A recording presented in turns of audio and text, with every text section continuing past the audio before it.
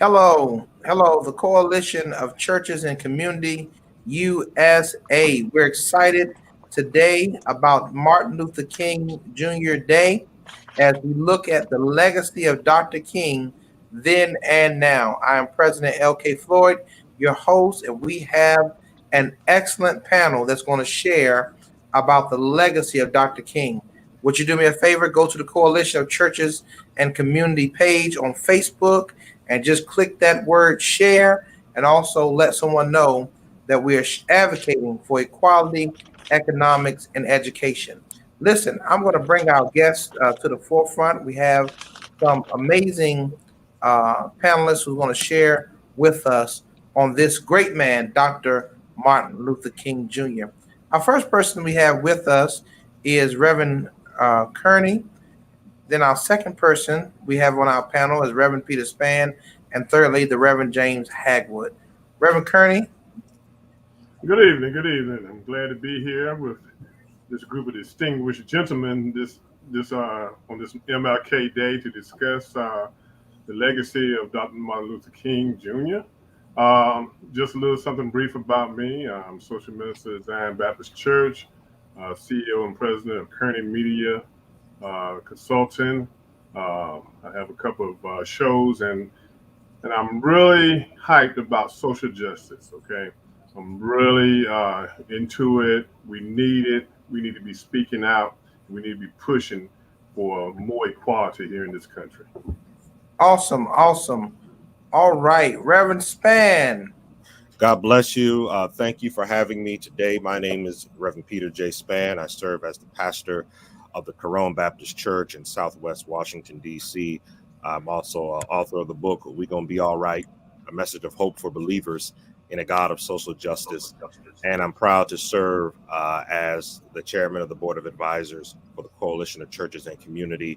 And I think the life and legacy of Dr. Martin Luther King Jr. is more relevant now than it's ever been. And I'm excited to engage in this dialogue. Thank you. Reverend Hagwood. Hello, my name is James Hagwood. I am the former pastor in West Virginia.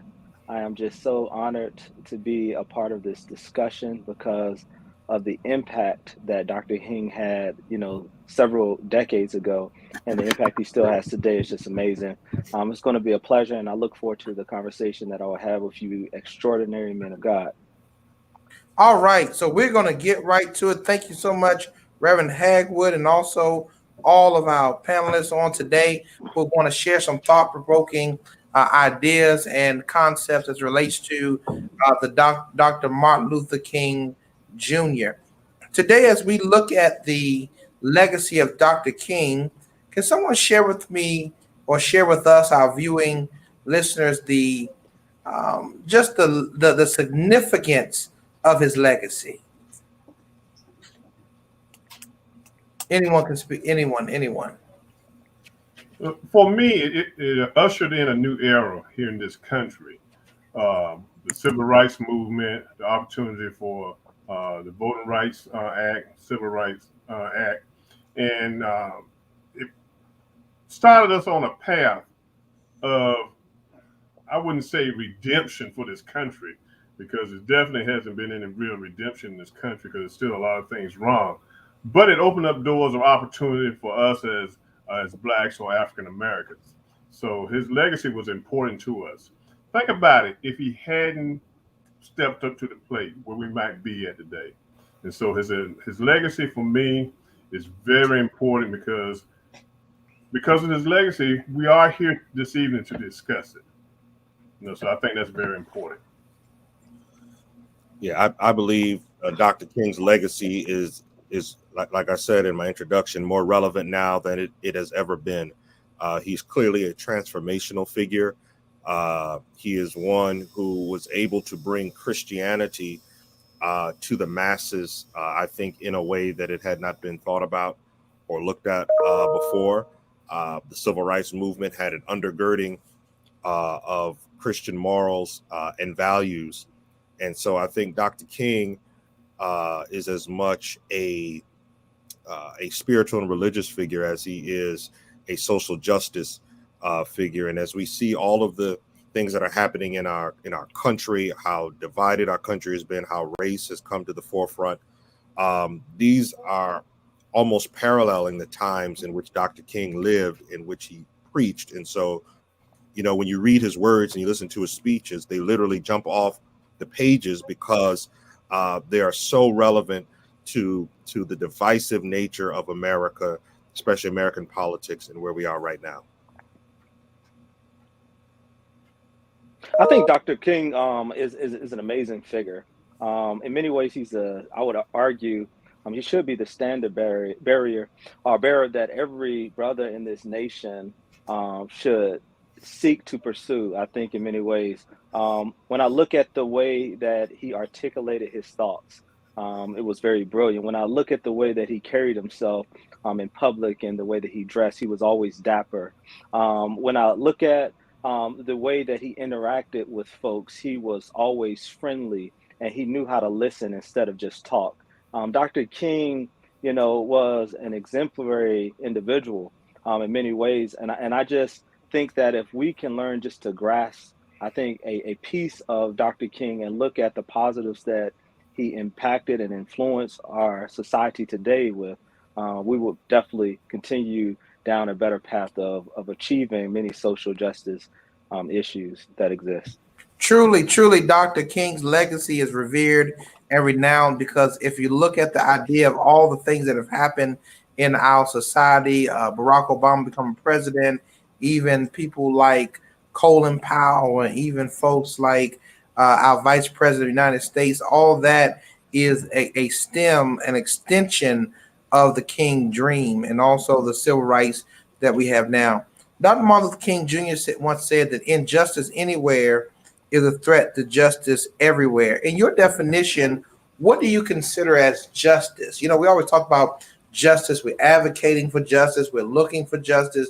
We're demanding justice. Even during the George Floyd time, we want justice. But what exactly is your understanding of justice? Well, Dr. Floyd, I pull my definition of justice from Dr. Michael Eric Dyson. I think he was the first one who said it. I know it's been attributed to Dr. Cornel West as well, but that justice is what love looks like in public.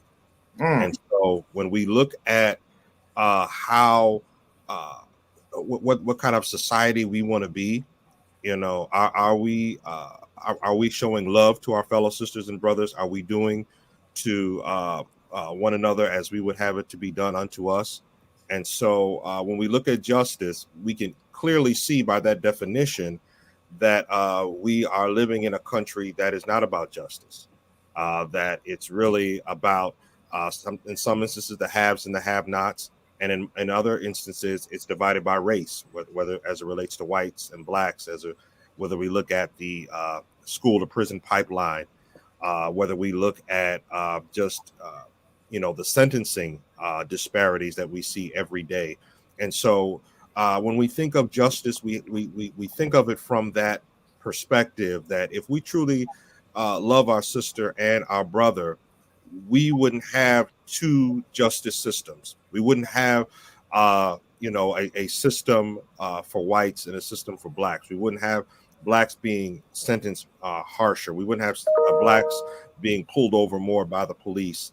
We wouldn't have blacks disproportionately filling the prison system. And so we especially those of us, all of us on here tonight, are clergy, and so that concept of love runs through our veins because God is love, and so that is the God that we worship and serve. And so it is extremely important that aspect of love does not get missed. We're not talking about a mushy kind of relationship kind of love, but we're really looking at a love that shows that everyone is equally valued and that everyone deserves to be treated the same way. Well, I'm going to say this. I was looking at a quote from Dr. King, and I think because we're talking about his legacy, it's important to quote some of the things that he has said. And also, but Dr. King said, it may be true that the law cannot make a man love me, but it can keep him from lynching me. And I think that that's pretty important also. So when you were talking about the laws in the country and the injustice and all the things that we're dealing with, when we look at inequality, how has the laws and how has the government and how has the justice system demonstrated injustice to the least, the lost, and the left out? Like how, what is the role of that? And have we come, you know, from where we were as relate to laws and also as relate to the idea of the protection and the civil rights that we once uh, demanded? Can anyone touch on that? I think Taking the that last, oh, go go ahead, ahead. Rev. So I think that going back to, I agree with what Reverend Spann just said in regards to justice. There's an importance and a need today in society to maintain what I would consider, when I look at justice, maintain equity and also equality and also fairness when it comes to the law. And what we have seen is that, unfortunately, like looking at, responding to the question you asked, President Floyd, um, the issue is that oftentimes in America, it's so true. Yes, there are two Americas.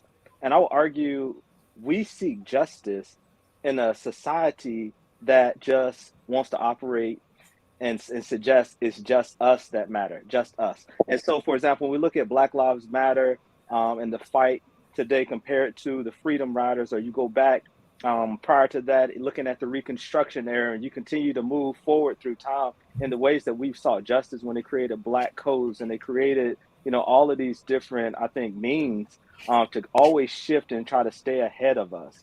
I think that it has always cause some type of consequence for us, and that we've always trying to figure out what's next because as you've heard, and I know my grandfather, who was always diligent to try to stand up for other folks and seek equality and equity in this nation. He's like the mile or the marker has always changed. It's always been moved back. The rules Yeah. have always changed. It's always been moved back. I was laughing because I was, if you take something as simple as the prison pipeline that exists and that we lock young brothers up, for the last 3-4 decades for selling marijuana. But today we give out grants and all kind of, opportunities for those that want to grow Yeah, marijuana after we penalize these folks. preach. And so when we're looking at justice and equity, unfortunately, I would argue not only did they lock us up, but they even removed the opportunity. Like being in West Virginia, what I argued against was that they only gave a limited amount of individuals the opportunity to even grow marijuana. And so not only can we not even benefit from selling it today and growing it and becoming profit and becoming wealthy from these things, we're excluded from these things. So the fight just continues. And unfortunately, we're still seeking equity, justice, and equality still today. Mm. And to add on to everything has been said, liberty and justice fall? No, it's not. When you just go back and you look over the years uh, of sentencing that has taken place in our judicial system, uh, young Black men have felt the brunt of the judicial system, and they're trying to change it, with prison reform, but it's many years down the road. It's going to take a lot of work for us to have an equal footing when it comes to the justice system. Well, some people call it the injustice system, because if you look at it, when our young Black boys get sentenced is longer generally than a young white boy. Just like the young boy who went and shot some folks, walked past the police, went to McDonald's in the cop car, and then gets off and nothing else to talk about. But if that was Tyrone or someone in the African American context, he'll be not only in the jail, he'll be under the jail in a padded cell. So that's one of the things.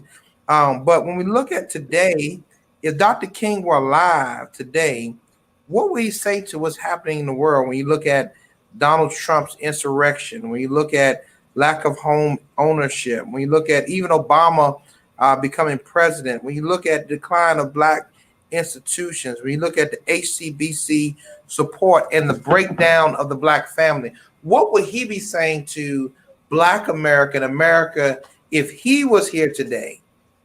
Because although my pastor, the late Reverend Dr. Richard Rice, used to say the more things change, the more they stay the same. We have become, we have more opportunity, in my opinion, but yet we have less power, I believe. And yet we have, in my opinion, we have uh, more rights, but yet we have less collective power. So, what do you think you'll be saying about the HBCUs, the education, home ownership, all that stuff, the decline of the Black church, the our economic power? What do you think he would be saying? Well, Dr. Floyd, I think Dr. King would be saying the same things that he was saying back in the 1960s. We know Dr. King was about shaping public policy. And so even as we look out over our country, it's been noted that we have less voting rights now than we did before the passage of the 1965 Voting Rights Act. And so Dr. King would almost have to revive his whole movement to get us back to the starting point of 1965. And so it's funny. I saw a quote in the letter to from a Birmingham jail, and Dr. King said that the white moderate is the greatest stumbling block to our stride toward freedom. And so we see that today when we look at Arizona Senator Kristen Sinema, West Virginia Senator Joe Manchin, how the Democrats told us to go and vote. Give us the majority, we'll give you voting rights, and we've done it. And I think Reverend Hagwood alluded, the goalpost got moved again. So now it's like we don't have voting rights now. We voted, we got you in office, we got you 2 senators out of Georgia, but now we still have less voting rights. And so I think Dr. King would still be beating that drum of justice to get the United States Congress, specifically the United States Senate, to get on board and to do the right thing as it relates to Voting Rights Act, and especially as it relates to the George Floyd Policing Act. I think at the end of the day, it goes back to your quote where it talks about legislation. King also says that, you can't legislate a man's heart, but, you can stop him from lynching me. That's where we are, I think, as Black people, that we just want laws in place that will protect us. It's no longer about white folks liking us. We just want to be able to live and move freely throughout America. So I think Dr. King would be doing, unfortunately, many of the same things he was doing at the time he was assassinated. And I think also he will admonish the Black church, especially the Black preacher, for not staying focused. Because when I was coming up, the Black church was the center of the civil rights movement. That's where we met at to discuss issues in our community and to plot strategy to go forth and make changes in the community. And I think he would be very disappointed that a lot of churches, a lot of preachers will not get in the pulpit and speak on social justice. They just would not tackle that subject. And that's very disappointing. I'm thinking if the church came back together as it was during the civil rights movement, at the beginning of the civil rights movement, during the strongest part of the civil rights movement, that we could move further ahead and get more things done in this country than what we're getting done at this time. I think also to add to what these two brothers have said, looking at Dr. King, and probably for me personally, my favorite sermon that he ever delivered, when he talks about being at the mountaintop. I think that if Dr. King was here today, he would be looking down, trying to figure out how to move us back to a collective body and group. Because in many ways, I don't think that our community has become more divided. I just think that we have decided to pursue our own personal desires. And so we're isolated, we become more independent, and we focus so much on what we want to accomplish and build independently that we have forgotten the important struggle and fight that we must continue to keep pursuing until we can win these challenges. And so in many ways, I think Dr. King would be encouraging us to not give up. I would also like to hope that we would insulate Dr. King even better, because if we're reminded, if you go back 50 years ago, Dr. King really had fallen in polls and likability. He had really had his, the black community or black church in many ways have turned their back on him and not wanted to work with him, in particular the Baptist church, in which Dr. King identified as.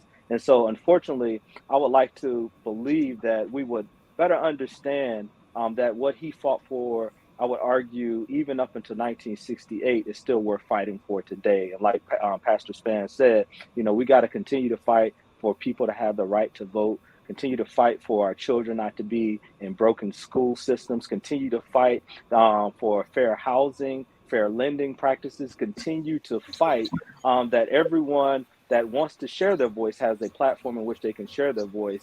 And until we continue to do that, look for equitable ways to even advance our women and our sisters, because our sisters have been left to deal with the brokenness and the damage that came from the prison system. And so there's just so much work to do. I would just pray that Dr. King would not be overwhelmed and do what we do so often, whether it's in the church or our community, and that's just give up instead of fighting.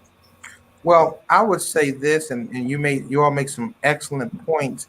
Now, as it relates to something you said, Reverend Hagwood, as it relates to Dr. King and the institutions and what we have in economics and equity, why is it important for the Black community to create our own jobs, support our own institutions, and build our own communities? One of the last messages that Dr. King gave was consider economics. He talked about going across town and spending your money across town and Wonder Bread. He was talking about boycotting Wonder Bread, and he was talking about the workers and he was talking about the boycotts, and he was talking about economic justice. I really believe that what killed Dr. King was not the fact of civil rights. I don't think that was what killed him. I don't think that's what got him killed. I don't think that's what that took his life. I don't think what killed him was the church infighting. I don't think that's what it was. I think what killed Dr. King when he started talking about economic justice and money. So what are your thoughts about that from the economic, how important it is to collectively build our communities, institutions, and resources? We have to do that. We have to do our own bidding because no one else is going to do it for us. But at the same time, we've got to get rid of that mentality that we carry at times. What they call it, the crab in the barrel. Yeah, the crab in the barrel mentality. We've got to get rid of that. When you look at other cultures around us, they don't have that mentality. They all work together. And I feel like if we were to come together and we got over $1 trillion buying power and work in our communities to build our businesses, we'll be much further ahead, and they will fear us and they will be shocked. And they'll say, look, we've got to do better because they're doing better. We could take on this country and make so many changes for the next generation that's coming behind us. Any other responses? No, I agree wholeheartedly. I think our institutions are so important.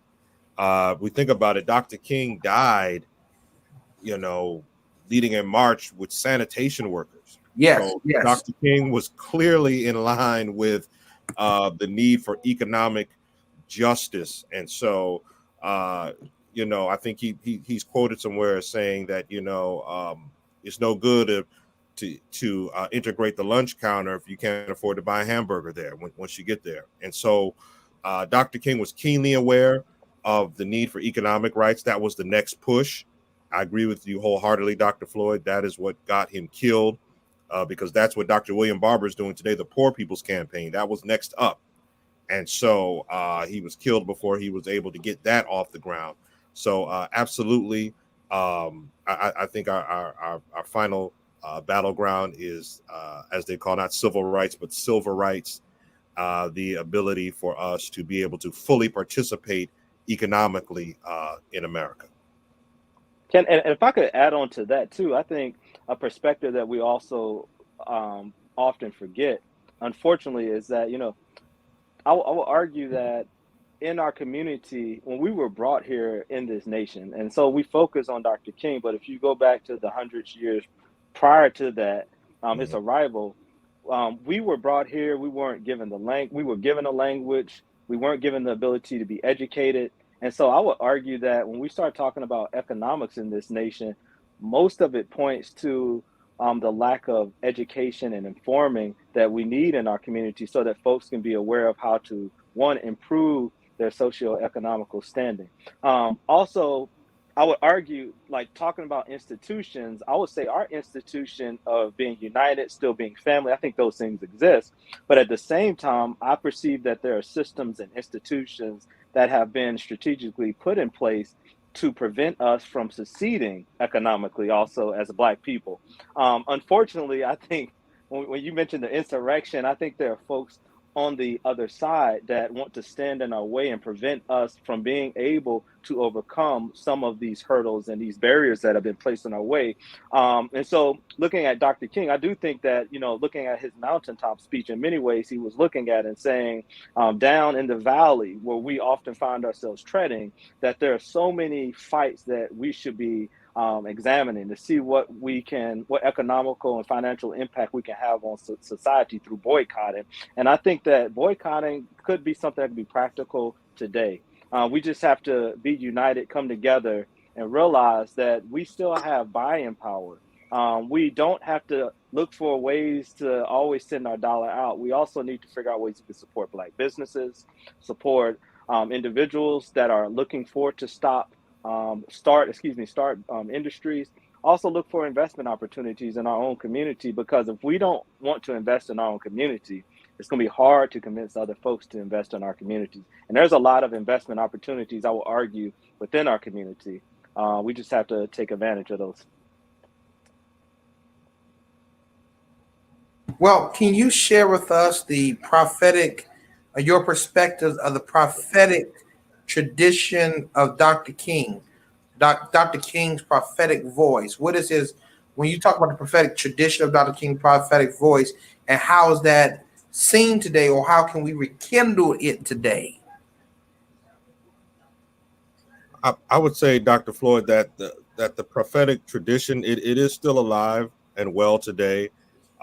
Again, whether you're looking at a William Barber or a Dr. Freddie Haynes and so many others who are still preaching out of that Dr. King tradition, it is still alive today. But unfortunately, that's not what is fed to a lot of our people. If you turn on the television, you're getting a lot of kind of self-help, even prosperity type preaching.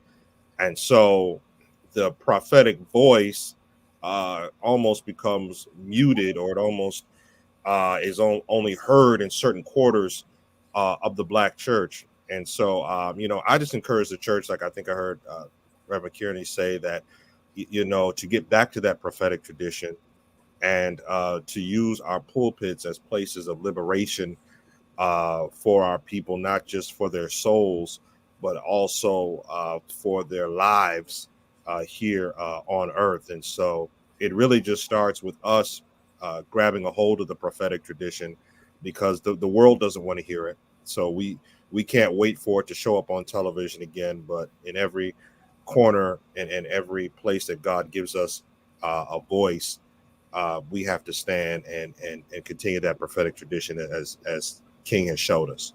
Yes. Amen. And I also think that to add to, like, the prophetic, I think when we look at prophecy, so oftentimes we think of fortune telling. And in many ways, being prophetic means to stand up for what is true and to preach it out, so that everyone that is blind might be able to see, everyone that is deaf might be able to hear what is taking place. And I think that being a part of a community that has been subjected to poverty, being a part of a community that has often had to fight even when you're sick and tired, as Fannie Lou Hamer would say, of being sick and tired of fighting, trying to overcome oppression and all of these great things. And so I think that the prophetic aspect of the preacher in today, and even for those of us that stand as social justice leaders in our communities, is that we have to learn how to drop seeds of faith for people, to remind them to not give up the fight, but to continue to hold on. And regardless of where you find yourself at in life, that if you just hold on to God, I think Pastor Spann wrote the book that We're Gonna Be All Right, Kendrick We're gonna be Lamar all also right. said it's gonna be all right too. And I'm just Right. gonna trust and believe, whether it's coming from a pastor or whether it's coming from a rapper like Kendrick Lamar, it's gonna be all right. We just have to continue to keep that faith. Awesome. Yeah, and I think one thing that has hurt us in our community is that, as Reverend Spann said, that you've got some pastors going off in this direction of prosperity preaching, which is height is allowing the people to dream dreams that might not never come true. Okay, instead of going out and working to create that dream in that community, in our communities. You know, they're telling them, if you pray for this and you pray for that, you can have what I have. And we know that everyone's not going to be on the same level with each other. We already know that. And so we've got to get people focused more on themselves and working in the community to make a difference in the community. You know, but when you look around, you see all these different and don't get me wrong, I don't have a problem with no one coaching no one on how to live a better life. Okay, I'm all for it. Whatever works for you works for you. But we're just seeing so many different avenues being taken there to get to that next level. You know, where is the coaching coming from when it comes to the church, and comes to the pastor? It comes to the deacons and the leaders in the church. Are we coaching our young people to look forward to a brighter tomorrow? Or are we leaving other people and giving them the job task of coaching to make money? You know, we got to figure it out. We just got to figure it out. Yes, and I think all y'all have valid points that we are in some interesting times, and it's important for us to look at the prophetic tradition of Dr. King and be able to implement that today and move us away from just all these gimmicks and get down to the nuts and bolts. One of the things that the church was the center point of religious activity, social activity, economic activity. The church was the center point. And I believe that even in today, when we have social justice movements, and as you know, it's just a spark because one minute we are protesting about George Floyd, and then we go 2 years without anybody saying a word Right. about anything that's going on because we are emotionally responding. But it's important for us to continue to stay aware. The young folks, they stay woke, but I say stay aware of everything that is happening, everything that's going on, everything that is going as relates to the plight. And for me in particular, it's the African American community. Everybody has a focus. You can focus on the whole world. That's great, focus on the whole world.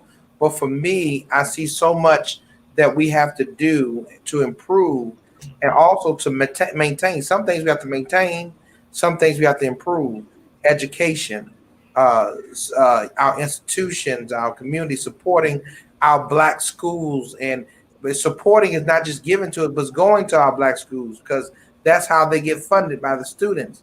And recognizing that just because it is white doesn't always mean that it's right when it comes to economics. So if I go to a restaurant, I'd rather pay my money across town than to go in our community. Or even if I'm in the community, which is a mixed community, I still am intentional about using economics to move forward. Dr. King died right after giving a sermon about economic justice. And one of the things before we conclude, I want to say is that we need to really push, and I think this is something that CCC should push. I hope I don't get, Dr. King got shot when he did this, but with the CCC, we need to push reparations. Now, it's amazing that every other community that has been disenfranchised have received reparations, and we have not received reparations for.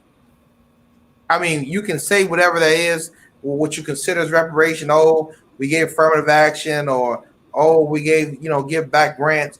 But I want my 40 acres and a mule, or 40 acres and a Cadillac, or Toyota, or maybe an American car. 40 acres and a Dodge. I want 40 acres of something. So that is the importance. So I think that with the prophetic tradition of Dr. King, we have to look back. Sankofa bird is a very interesting bird because the Sankofa bird, the picture of the bird is the bird is looking back, but he's walking forward. And so a lot of us, we've got owls. We've gotten out the ghetto, gotten out the hood, gotten out of disparity, but it's time for us to look back while we moving forward to pull folks back up with us. And so I think that is so important. Now, as we conclude our thoughts about the legacy of Dr. King, I want to ask one question: where do we go from here? And what is the solutions and the hope for the future? Well, for me, uh, we've got to help each other out. I mean, we've got to be more vocal when it comes to working in our communities. We've got to support Reverend Barber. We've got to support him. He's out there, and to me, sometimes I feel like he's out there by himself, running this race. And we need to be out there running this race with him. This organization, I feel like it's going to make a tremendous difference in our country. And I think going forward, if we all come together and work together, we can make the changes that we need to make in this country. And we can open up some eyes and get back to, I'm always saying we got to go back to the old school way of doing things, okay? You know, Voting rights is very important. That's an issue that we need to stay on top of. But we need to be in the streets fussing about it. If we got to have everyone come to Washington for 1 million voters march, and that's what we got to do. We got to open their eyes and see that we will not tolerate, we're not going back, we're going forward. So my hope for the future is that we'll stay focused, that we'll work together, and we'll keep marching forward. Awesome, awesome. All right, Reverend Spann, what is your thoughts? Sure. We know Dr. King asked this question in his book, Where Do We Go From Here? Chaos or Community? And so I think we have to lean more toward community. We have to look at uplifting each other. We've seen throughout this pandemic how churches have really shifted to really being more community minded and helping out one another, truly being our sister and our brother's keeper. But we have to just continue to stay on the front lines. As was said, I think Reverend Kearney said it, we have to continue to use whatever platforms we have, whether it's a platform like this or whether it's in a church setting or media, whatever God gives you to continue to speak truth to power, to continue to remind our people that civil rights aren't just something that's not just something that we do in the world, but it's actually biblically based. And that's what Dr. King showed us. And that, the push for social justice and civil rights should be integrated into our churches. It should be a part of what we are learning, just as we are learning about David and Goliath and Cain and Abel. We should be learning about the Exodus and why that was important. We should be learning about why Jesus was executed by the state, essentially lynched rather, for standing up for the least and the left out. And so I think once we begin to integrate it into our faith, as Dr. King did, we will begin to see the changes that we're looking for. So where do we go from here? I think we need to empower our congregations. We need to empower people of faith with the word of God, and that it is transformational, not just for your soul, but also for your social condition as well. Awesome. Reverend Hagwood. I think, I love the thoughts and the comments that everyone has made, because these are some powerful things. And the one thing that I continue to hear is that we really need to just come together. Where do we go from here?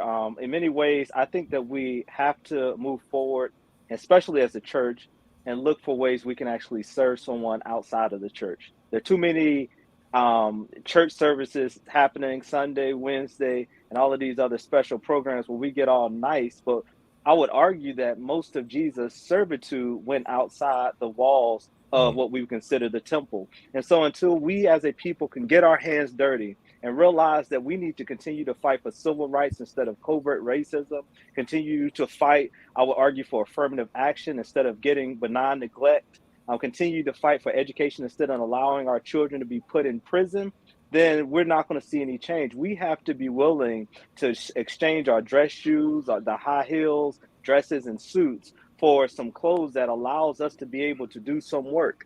And when we do that, what we will see is that a change is possible to come in the near future for the generations to come. And so that's just my hope. I think that it's possible, but unless we start doing some work instead of just talking about these things, we're not going to see the change come. But I believe it's possible. We just have to keep the faith.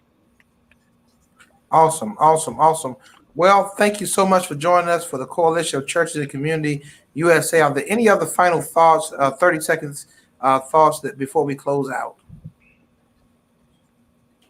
Any closing? I would just say, let us continue the prophetic tradition of Dr. King.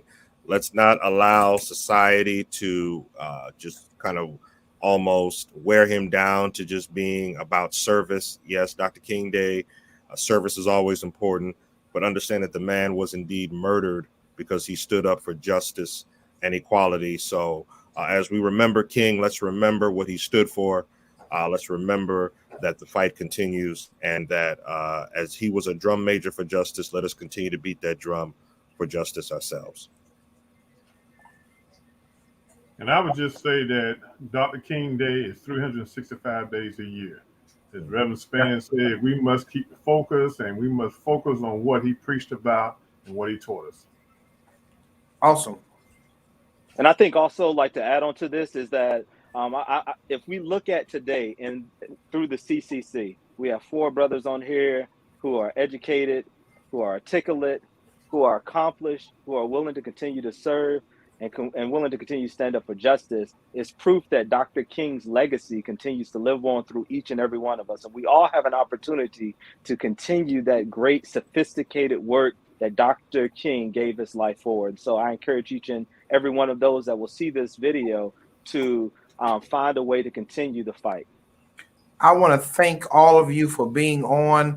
Audience who are listening, give them a virtual hand clap for being on. Thank you so much for sharing your wisdom and your nuggets of inspiration as we look at Dr. King then and now.